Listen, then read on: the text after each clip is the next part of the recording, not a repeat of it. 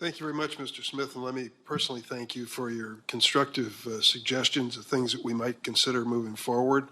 Mr. Markle, thank you for identifying the reality on the ground of the number of corrections officers at risk every day and some of the challenges which we've created in Congress because of our lack of funding appropriately in that field.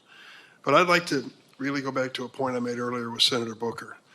It's nice to feel good about what we've achieved with the First Step Act, and we should. There are a lot of great success stories. But what is the next step? What is the next step? If we look at the current situation with the law as it's in its application and the current situation facing us with incarceration, we still have many, many challenges. I'd like to invite you to give me any suggestions or ideas. If you want to reflect on it and get back to the committee, that's fine too. But let me start with Mr. Charles. There was a moment when your life turned around. Was that all your decision, your experience? Was there something external that made a difference to you that you think could help someone else in the future? I think what actually took place in my life was I was at a period to where I was in the county jail.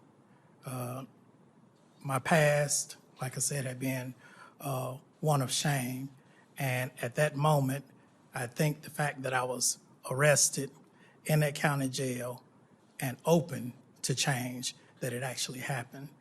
But I don't want to get caught up on the fact that my story is unique in any capacity, because people actually change or become rehabilitated for various reasons. A lot of times it may be because of they've now been separated from their family and their loved ones for a prolonged period of time. It may be due to the fact that they've aged since they've been incarcerated. And it may just be to the fact that they've waken up and realized, because of what I've done, I don't have an opportunity to go anywhere. And that's kind of like what took place in my life. The change happened, but I wasn't released till 22 years later. Yeah. Well, I will tell you that nobody is asking for the Durbin plan for shaping up Congress, but I'm going to give part of it to you anyway. I think that every member of Congress in every 2-year term or every 6-year term should visit a foreign country. I think it's important. Come to understand that country even better and come to understand your home even more. And secondly, visit a prison. I've done that regularly throughout my congressional career. It's important that members of Congress see this firsthand and meet the people in these prisons, those who are serving time and those who are watching them. It'll give you a better understanding of our system of justice. And you'll realize, as Mr. Markle indicated, that there is some danger associated with it for sure. There are people there who are dangerous people and will always be dangerous. And we have to acknowledge that reality. But there are also people like you, Mr. Charles, who has that one moment of Paul on the road to Taurus, if I got that correct, and struck from his horse and changed his life. And you had that moment. Mr. Smith from the District Attorneys Association, what is your thought about what else we could be doing or should be doing from the First Step Act? Well, the First Step Act did a great job of differentiating between good people making bad decisions and bad people making bad decisions. Okay, the bad people who make bad decisions, they stay in jail because they should. They're a threat to public safety.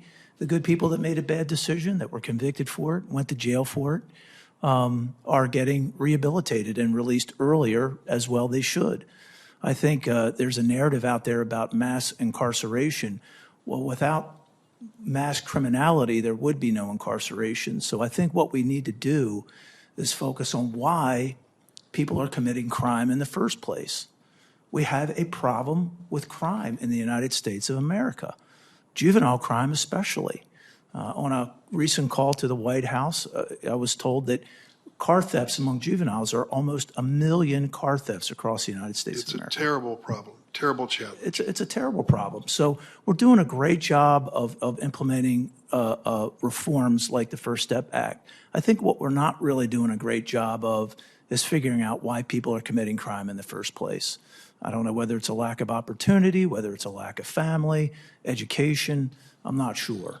But we need to definitely focus on why people are taking a first step towards committing crime and do something about that. Thank you.